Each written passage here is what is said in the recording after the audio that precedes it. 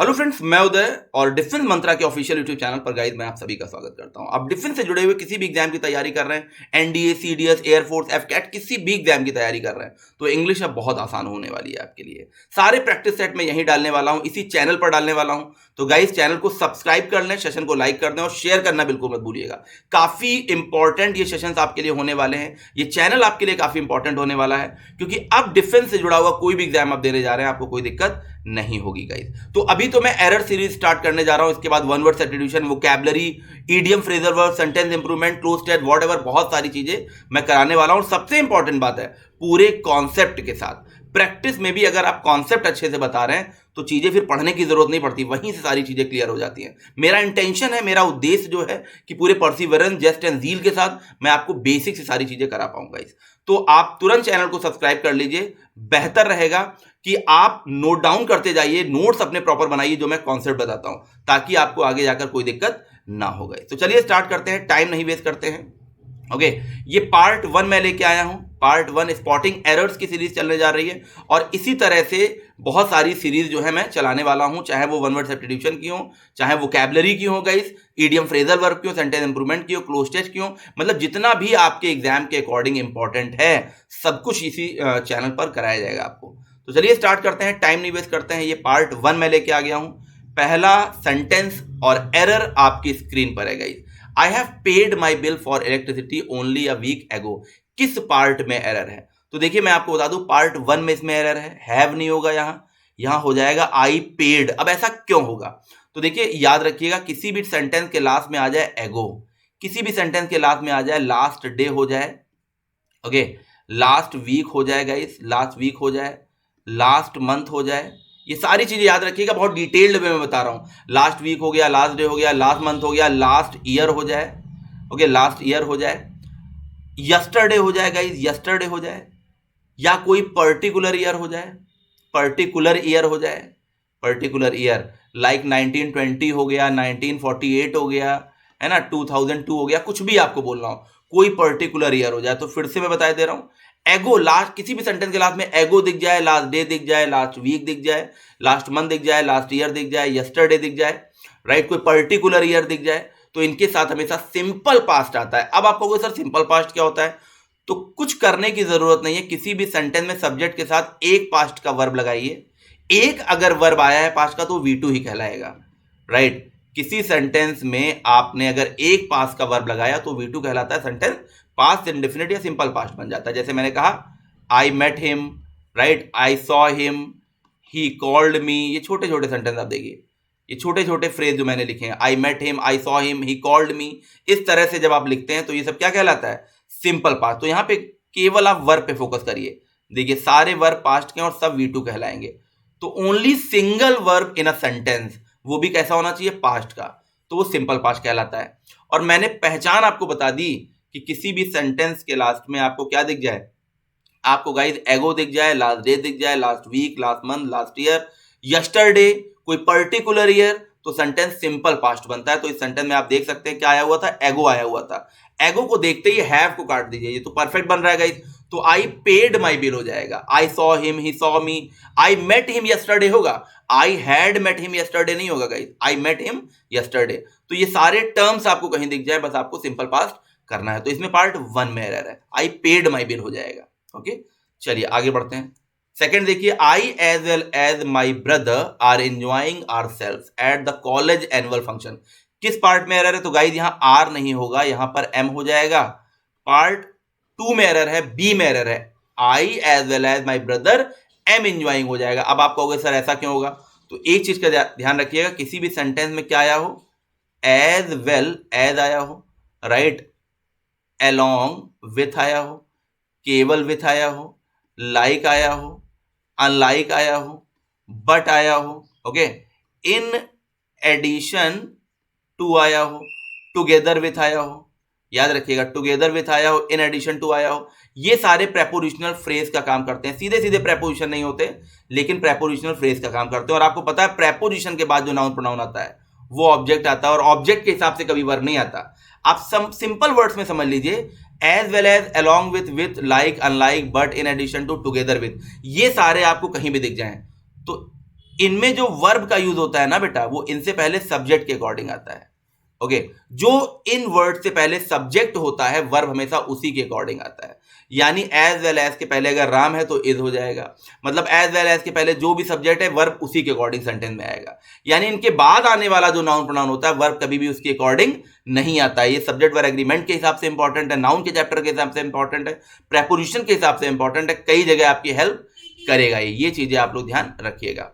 Okay, तो आई as well as, देखिए as well as के पहले सब्जेक्ट क्या है, आई आया है, तो आई के अकॉर्डिंग क्या हो जाएगा, यहाँ एम हो जाएगा, तो पार्ट बी में एरर है। तो ये चीजें फिर से मैं बता दे रहा हूं, as well as, along with, like, unlike, but, in addition to, together with, इसमें जो वर्ब आएगा वो पहले वाले सब्जेक्ट के अकॉर्डिंग आता है। इसीलिए बेटा आई के अकॉर्डिंग क्या हो गया, एम हो गया। अगला सेंटेंस देखें, many a man have succumbed to this temptation, important है, काफी इंपॉर्टेंट है। देखिए इसमें आपको क्या करना है, मैनी अ मैन हैव नहीं होगा गाइस, यहां हैज हो जाएगा। क्या हो जाएगा, हैज। तो एक चीज याद रखिएगा, एक टर्म याद रखिएगा, मैनी आ, कहीं भी आपको क्या दिख जाए, मैनी आ लिखा दिख जाए, तो मैनी आ के बाद हमेशा सिंगुलर नाउन होता है और सिंगुलर वर्ब का यूज करते हैं। ये फॉर्मूला याद रखिएगा, हमेशा सिंगुलर नाउन सिंगुलर वर्ब। और इसी की अपोजिट अगर हम देखें, अ ग्रेट मैनी होता है। क्या होता है, अ ग्रेट मैनी। अगर कभी सेंटेंस अ ग्रेट मैनी से स्टार्ट हुआ, एनडीए में कई बार यहां से क्वेश्चन आए अ ग्रेट मैनी से, तो अ ग्रेट मैनी के बाद हमेशा कैसा नाउन आएगा, प्लूरल नाउन आएगा और प्लूरल वर्ब आएगा। कैसा नाउन आएगा, plural noun and plural verb. Guys ये छोटी छोटी बातें आप लोगों को याद रखनी है। क्यों, क्योंकि मैनी को देखिए, जैसे आपने मैनी आ में आ को देखा था, तो आ को देख के हमने सिंगुलर नाउन सिंगुलर वर्ब किया। अब आप मैनी को देखिए, मैनी को देखते ही क्या हो जाएगा, प्लूरल नाउन और प्लूरल वर्ब। लास्ट वाले टर्म दोनों याद रखने हैं, ये ट्रिक याद रखनी है कि आ और मैनी को देखिए आंसर आ जाएगा। Many plural noun plural verb, a singular noun singular verb, ये चीजें याद रखनी है। तो यहां क्योंकि आ लगा हुआ था, तो देखिए मैन तो सिंगुलर है बट वर्ब प्लूरल हो रहा है, तो यहां क्या हो जाएगा, हैज हो जाएगा। तो ये चीजें याद रखिएगा। A great many students have been selected होगा। अगर हमें सेंटेंस बोलना हो तो a great many students have been selected होगा, लेकिन many a student has been selected हो जाएगा। क्या हो जाएगा, हैज बीन सेलेक्टेड। तो यहां पर ये चीज आपको ध्यान रखनी है, तो हैज आ जाएगा। अब देखिए एक बड़ा इंपॉर्टेंट टर्म इसमें आया है, सकम्ड। वोकैबुलरी के दृष्टिकोण से इंपॉर्टेंट है, तो इसका मतलब क्या होता है मैं बता दे रहा हूं। कहीं भी आपको सकम दिख जाए, यील्ड दिख जाए, सरेंडर दिख जाए, स्टूप दिख जाए, इन सभी का मतलब होता है किसी के सामने झुक जाना, किसी की बात मान लेना, आत्मसमर्पण कर देना, हथियार डाल देना। और इन सभी के साथ एक ही प्रेपोजिशन आता है टू। कई बार ये फिलर में क्वेश्चन आया है, ये बड़े इंपॉर्टेंट वर्ड्स हैं guys. Yield, we will not yield to his pressure, हम उसके प्रेशर के आगे नहीं झुकेंगे। तो ये सारी चीजें आपको याद रखनी है। तो इसमें भी देखिए सकम आया और सकम के साथ क्या है, टू आया है। और ये भी आई थिंक 2019 वाले एनडीए के एग्जाम में पहली एरर थी शायद ये। तो ये चीजें आप लोग को याद रखनी है, सकम टू हो जाएगा, ठीक है। तो ये तो यहां तो खैर एरर नहीं है, लेकिन एक नॉलेज के दृष्टिकोण से मैंने आपको बता दिया। चलिए आगे बढ़ते हैं, अगला सेंटेंस देखें, knowledge of at least, knowledge of at least two languages are required to pass the examination. तो किस पार्ट में एरर है, तो गाइस इसमें आर नहीं होगा, इज हो जाएगा। अब आप कहोगे सर ऐसा क्यों हो जाएगा, तो देखिए एक चीज का ध्यान रखिएगा आप लोग अच्छे से, कि प्रेपोजिशन, पार्ट्स ऑफ स्पीच में इंग्लिश में जो प्रेपोजिशन होता है, इसके बाद आने वाला नाउन और प्रोनाउन हमेशा ऑब्जेक्ट कहलाता है। जैसे देखिए ही डिपेंड्स, मैंने लिखा है एक छोटा सेंटेंस देख लीजिए, ही डिपेंड, बताइए ऑन आई सही लग रहा है कि मी सही लग रहा है। या मैंने लिखा शी लाव्ड एट दे सही लग रहा है, या आपको देम सही लग रहा है। तो आप कहोगे सर पहले वाले में मी सही लग रहा है, पहले वाले में मी सही लग रहा है, दूसरे वाले में देम सही लग रहा है। और मी और देम दोनों क्या होते हैं सेंटेंस में, ऑब्जेक्ट होते हैं।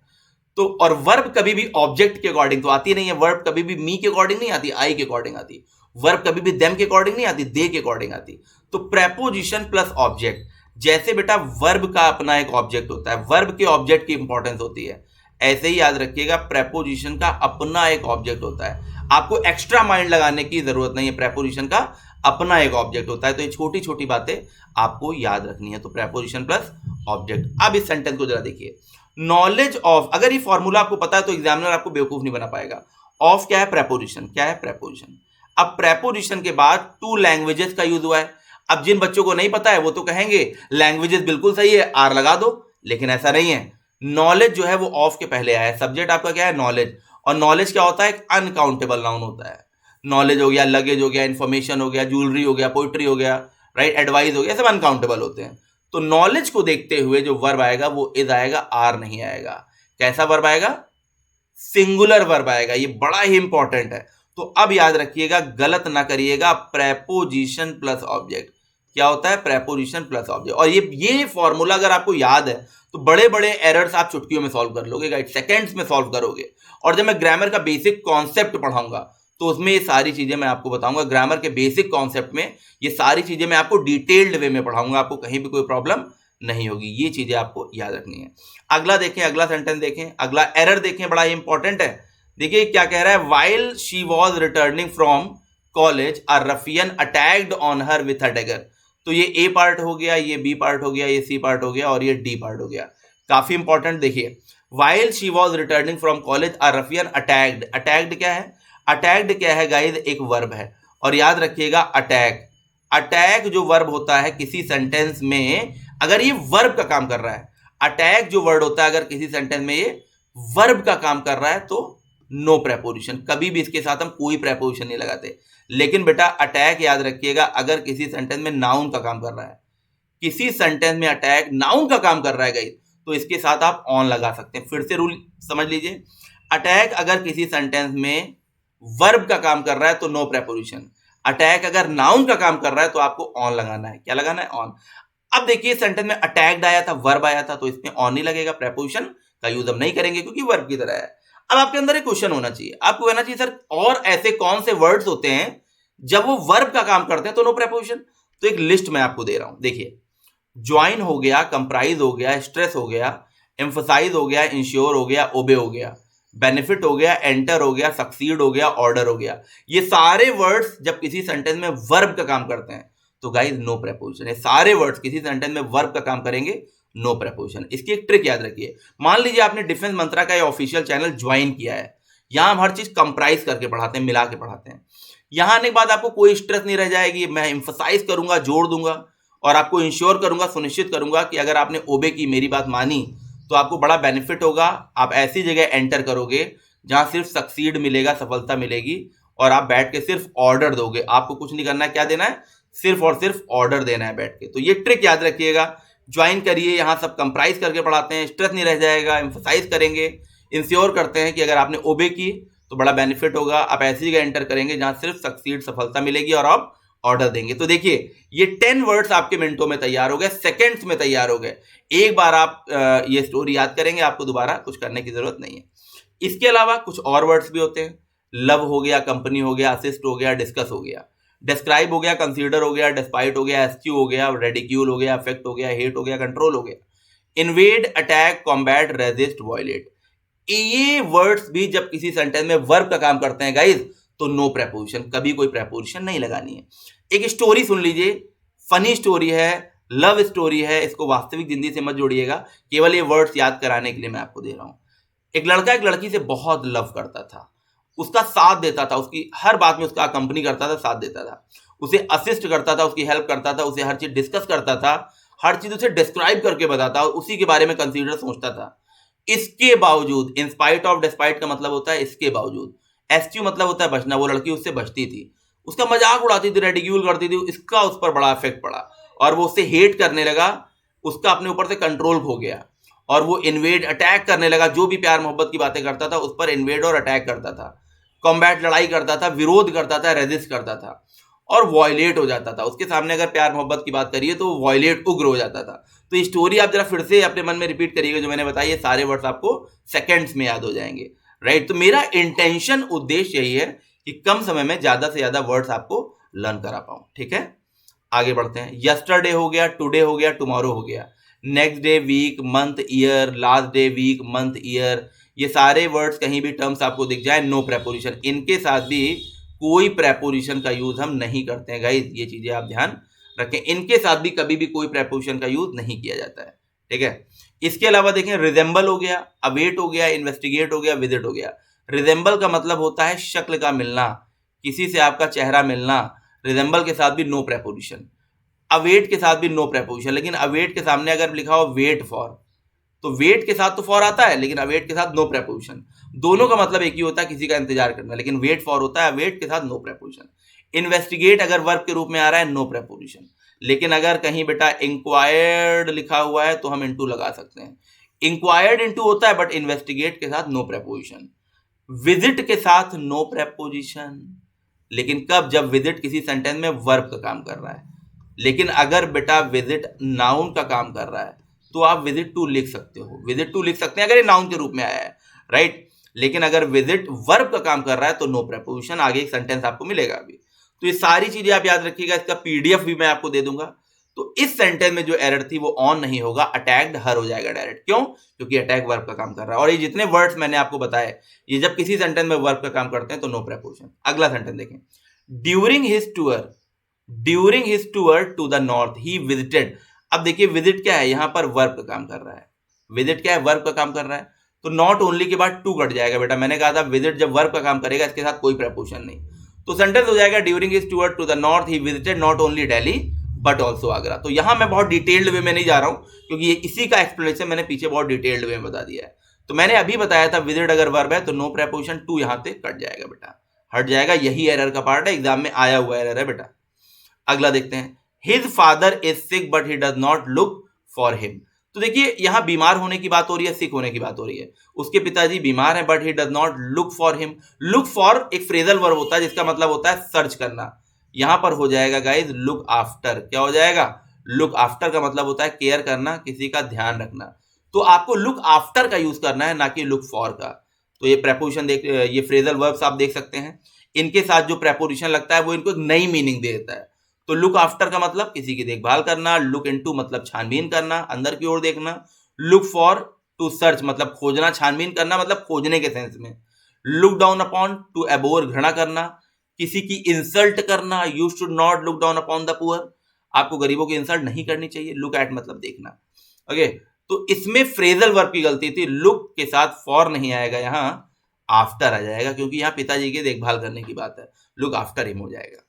ओके, अगला देखें, today he revealed the fact that he was angry on me because I had not helped him. देखिए बड़ा सिंपल सा मैं आपको बता दूं, एंग्री याद रखिएगा, एंग्री हो गया, एनॉयड हो गया, ओके, और वेक्स्ड हो गया। इन तीनों के साथ हम एट भी लगाते हैं, इन तीनों के साथ हम विथ भी लगाते हैं, याद रखिएगा।